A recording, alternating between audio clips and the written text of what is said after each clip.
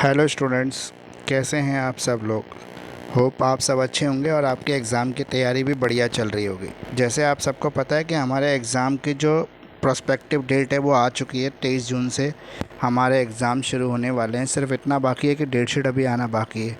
और आपको ये भी पता होगा कि जिन बच्चों ने पहले एग्ज़ामिनेशन फॉर्म नहीं भरे थे और पहले जो डेट थी वो 30 मई थी, तो अभी जो बच्चे रह गए थे उनके लिए जो यूनिवर्सिटी ने है एग्ज़ामिनेशन फॉर्म भरने की डेट जो है वो एक्सटेंड की है, क्योंकि काफ़ी बच्चे रह गए थे, इस वजह से 5 जून कर दिए। तो अब नई डेट जो आ चुकी है तो उसके हिसाब से आप सबको नई डेट के अकॉर्डिंग एग्ज़ामिनेशन फॉर्म भरने का एक और मौका दिया है यूनिवर्सिटी ने। 5 जून तक आप 5 जून तक फॉर्म भर सकते हैं, जो 5 जून आपके संडे की है। तो होप आपने फॉर्म भर लिया होगा। जिन्होंने नहीं भरा उनके लिए इन्फॉर्मेशन काफ़ी इन्फॉर्मेटिव रहेगी। तो आप सभी अपना एग्ज़ामिनेशन फॉर्म भर लें। तो आइए आज शुरू करते हैं। जैसे आप सबको पता है कि एग्ज़ाम हमारे आने वाले हैं और हम जो हैं एजुकेटर ऑफ दिल्ली पर देख रहे हैं इंपॉर्टेंट क्वेश्चन की सीरीज़। इंपॉर्टेंट क्वेश्चन की सीरीज़ जो काफ़ी हिट सीरीज़ है और पिछली बार भी काफ़ी बच्चों का पॉजिटिव रिस्पांस मिला था, इस बार भी मिल रहा है। कई बच्चे कमेंट सेक्शन में कमेंट लिख के शिकायत भी करते हैं कि सर जो है कि आप हमारे कमेंट्स का आंसर नहीं देते। तो आजकल जो है वो शेड्यूल बड़ा ही हेक्टिक शेड्यूल है मेरा, काफ़ी टाइट शेड्यूल हो जाता है। क्लासेस भी लेनी होती हैं, आपके लिए वीडियो प्रिपरेशन भी करनी होती है और ख़ुद भी पढ़ना होता है।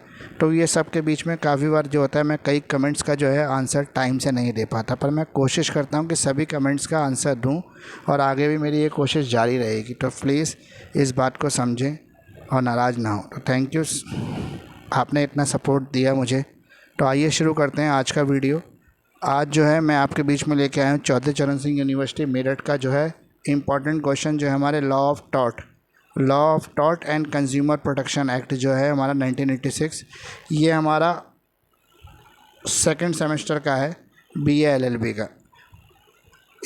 इस वीडियो के बाद आपके सारे डाउट जो हैं लॉ ऑफ टॉर्ट के क्लियर हो जाएंगे और 70% मार्क्स की मेरी गारंटी है कि अगर आप एग्ज़ाम में मेरे बताए हुए ये 15-16 क्वेश्चन जो है इनको करके जाते हैं तो मेरी गारंटी है कि आपको एटलीस्ट 75% मार्क्स तो मिल ही जाएंगे। तो फ्रेंड्स बिल्कुल भी समय वेस्ट ना करें। होप आपने पिछले 2 वीडियो का काफ़ी लाभ उठाया होगा और क्वेश्चन के आंसर तैयार कर लिए होंगे, तो इसके भी तैयार कर लें। लॉ ऑफ टॉर्ट में एक ट्विस्ट ये भी है कि ये पहला आपका लॉ का सब्जेक्ट है। अभी तक जो भी सब्जेक्ट आपने पढ़े हैं वो BA के सब्जेक्ट थे, history, political science, sociology, English, ये सब BA के सब्जेक्ट थे। तो ये पहला आपका लॉ का सब्जेक्ट है। और लॉ ऑफ टॉर्ट की एक विशेषता ये भी है कि ये पहला ऐसा लॉ है जो कहीं लिखा हुआ नहीं है, लेकिन फिर भी ये लॉ है। और ये लॉ ऑफ टॉर्ट जो है ये वो डिसाइडिंग केसेस हैं जिसमें कोर्ट ने फैसला दिया, उन्हीं केसेस के बेस पर ये लॉ तैयार है। तो आइए शुरू करते हैं लॉ ऑफ टॉर्ट। तो जैसे आप स्क्रीन पर देख पा रहे हैं इंपॉर्टेंट क्वेश्चन की सीरीज़ है हमारी लॉ ऑफ टॉर्ट की। सेक्शन B और C को हम कवर करने जा रहे हैं। सेक्शन B में आपको 10 मार्क्स का क्वेश्चन पूछा जाता है और सेक्शन C में जो है 3 क्वेश्चन के आंसर देने होते हैं आउट ऑफ 5 में से 20 मार्क्स में, और 3 में से 2 क्वेश्चन के आंसर देने होते हैं 10 मार्क्स में सेक्शन B में।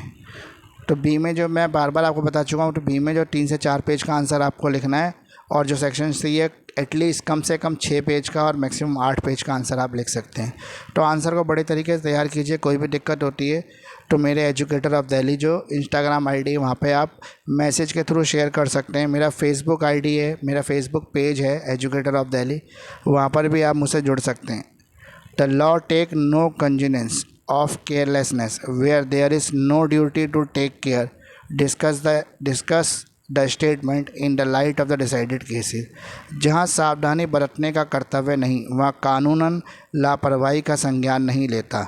इस कथन की विवेचना निर्मित वादों के संदर्भ में कीजिए। यानी कि कानून आपको वहाँ पर लापरवाही की सज़ा नहीं दे सकता जहाँ पे सावधानी बरतने का कानून बनाया ही नहीं गया, या आपका कर्तव्य नहीं है सावधानी बरतने का।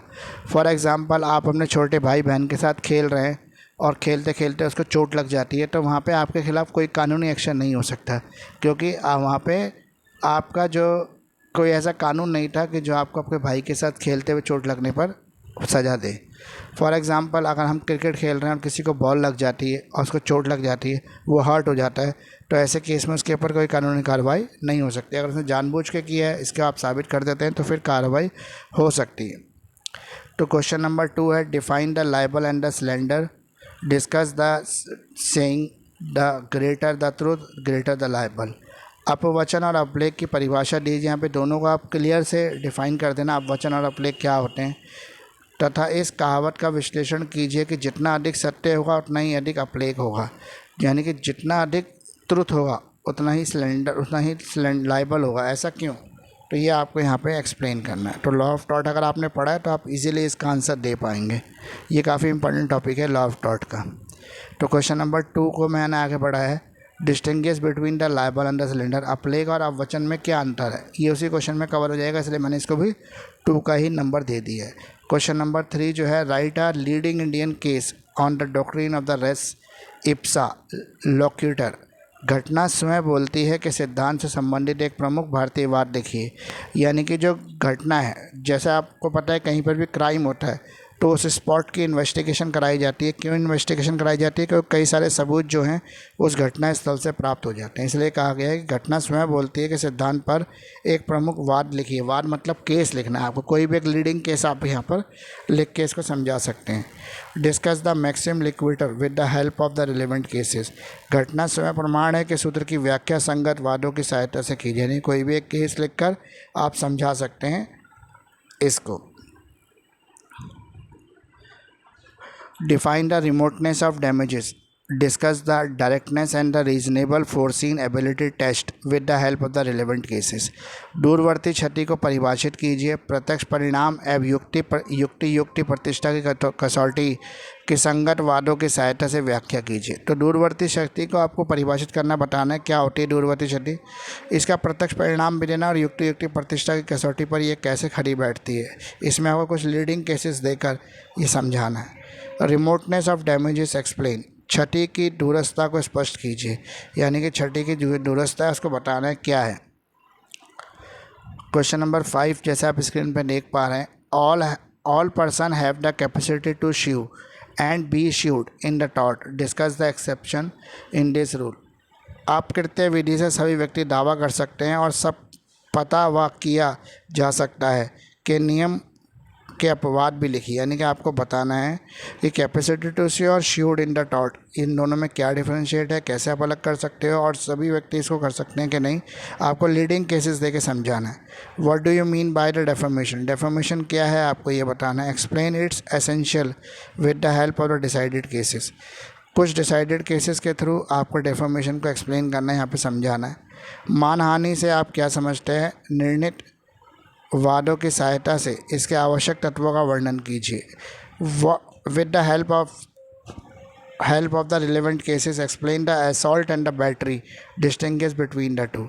सुसंगत वादों की सहायता से हमला या प्रहार की व्याख्या कीजिए और दोनों में अंतर बताइए। अगला क्वेश्चन है, क्वेश्चन नंबर 8 है, discuss the essential of the trespass और to land and explain the principle of the trespass ab initio. ये ऐप इनिशियो नहीं है, ये ऐप इनिशियो है। भूमि के प्रति अतिचार के तत्वों की व्याख्या कीजिए और प्रारंभिक अधिकार के सिद्धांत को समझाइए। यानी कि ये लैंड का ट्रेसपास नियम जो है उसके बारे में आपसे पूछ रहा है। How supreme court of India has given first to new jurisdiction in the tort in India. Explain. भारत के सर्वोच्च न्यायालय ने अपने निर्णय के माध्यम से भारत में अपकृत्य विधि से नए विधिशास्त्र को जन्म दिया। विवेचना कीजिए। किस तरह से भारत की सुप्रीम कोर्ट ने एक नया टॉर्ट का नियम बना दिया है, ये आपको बताना है। अपेक्षा की परिभाषा दीजिए, इसके आवश्यक तत्वों को महत्वपूर्ण वादों की सहायता से समझाइए। उसके अलावा अगला क्वेश्चन है आपका, discuss the rule of absolute ability as laid down in the MC Mehta versus union of India 1987 SCC 395। MC Mehta बनाम भारत संघ का जो केस हुआ था, उस केस के आपको क्या केस था, उसके प्रतिवादी के क्या दायित्व थे और क्या सिद्धांत था और किस तरह से कोर्ट ने उसमें अपना डिसीजन दिया, ये समझाना है। यहाँ पे एक मिसप्रिंट हो गया, क्वेश्चन नंबर 10 जो है वो इंग्लिश मीडियम का रह गया है। तो इंग्लिश मीडियम का जो क्वेश्चन नंबर 10 है वो मैं डिस्क्रिप्शन बॉक्स में डाल दूँगा, आप वहाँ से इसको देख सकते हैं। क्वेश्चन नंबर 12 आ गया, अब हमारा 11 के बाद। क्वेश्चन नंबर 12 है, discuss injunction as a judicial remedy for tort for which tort it is the most suitable remedy. न्यायाधीश का एक न्यायिक उपचार के रूप में वर्णन कीजिए। किस दुष्कृति के लिए यह सर्वोपयुक्त है। यानी कि न्यायाधीश का न्यायिक उपचार क्या होता है और यह किसके लिए उपयुक्त है, ये बताना है आपको। Right to the private defence is available with the certain limitation. Explain. व्यक्तिगत प्रतिरक्षा का अधिकार को सीमाओं के अंदर उपलब्ध है, व्याख्या कीजिए। कुछ सीमाओं के अंदर ये उपलब्ध है, वो सीमाएं क्या हैं आपको बताना है। Right a brief note on the working of the national commission and its composition under the consumer protection act 1986। राष्ट्रीय आयोग के कार्यों पर संक्षिप्त टिप्पणी लिखी और ये किस प्रकार उपभोक्ता संरक्षण अधिनियम 1986 के अंतर्गत स्थापित की गई है। Right a note on the establishment of the consumer dispute redressal agencies. उपभोक्ता विवाद निवारण एजेंसियों की स्थापना पर विस्तृत टिप्पणी लिखी। Distinguish between the contract of service and contract for services.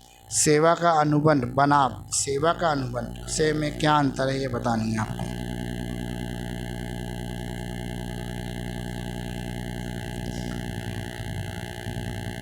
ये थोड़ा सा गड़बड़ हो गया कि सेवा का अनुबंध बनाम सेवा के लिए अनुबंध होना चाहिए हिंदी में। तो what do you understand by the unfair trade practices. Unfair trade practices क्या है, and throw a light of the term restrictive trade practices. तो इसको आपको बताना है कि अनफेयर यानी कि अनुचित व्यवहार क्या है, अनुचित व्यापार क्या है और ये किस तरह से रोकथाम कर सकते हैं हम इसकी, ये बताना है आपको, और किस तरह से कानून जो है कंज्यूमर प्रोटेक्शन एक्ट उसको रोकता है। तो फ्रेंड्स आज जो है 17 क्वेश्चन मैंने आपको लॉ ऑफ टॉर्ट के दिए। अगर आप इन 17 क्वेश्चन को कर लेते हैं, अच्छी तरह से बढ़िया तरीके से आंसर लिख लेते हैं, तो मेरी गारंटी है कि आपके एग्ज़ाम में कम से कम 70% एटलीस्ट आप स्कोर कर पाएंगे। क्योंकि मेरे इन 17 क्वेश्चन में से ये मेरी गारंटी है कि 70% पेपर आपका इसी में से आएगा। तो फ्रेंड प्लीज़ इसको कर लें, अच्छी तरह से करें। और एक बात और ध्यान रखें, क्वेश्चन तो मेरा बताया हुआ आएगा, लेकिन आंसर पे जो मार्क्स होंगे वो आपके लिखे आंसर पे मिलेंगे। तो आंसर को बहुत बढ़िया प्रेजेंटेशन करना, और प्रेजेंटेशन बार बार कहता हूँ मैं कि आंसर की प्रेजेंटेशन पे ध्यान दें, उसकी लेंथ पे ध्यान दें, आंसर छोटा ना लिखें, बढ़िया तरीके से आंसर को लिख के आएँ ताकि आपको एग्जामिनर जो अच्छे मार्क्स दे। तो प्लीज़ मेरे चैनल को जिन्होंने अभी तक भी शेयर नहीं किया, लाइक नहीं किया, सब्सक्राइब नहीं किया, वो प्लीज़ सब्सक्राइब करें। अपनी सभी फ्रेंड्स तक मेरे इस चैनल को, इस इंपॉर्टेंट क्वेश्चन सीरीज़ को पहुंचा दें।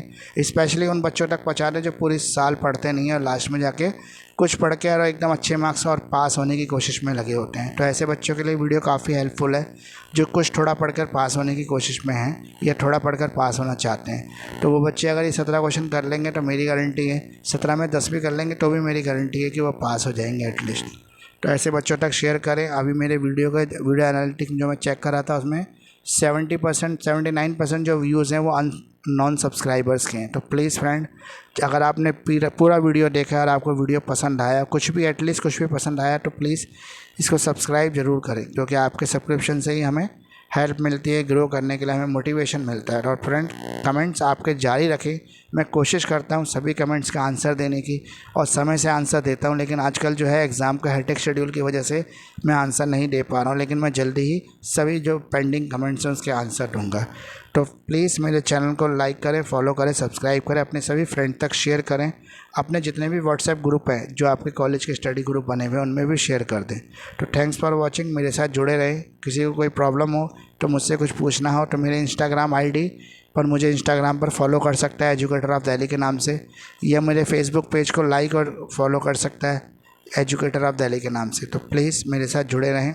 इसी तरह से हम आगे भी इंपॉर्टेंट क्वेश्चन की सीरीज़ चलाते रहेंगे और आपकी हर एग्ज़ाम में हेल्प करना हमारा उत्तरदायित्व है। तो थैंक यू फ्रेंड्स मेरे साथ जुड़ने के लिए।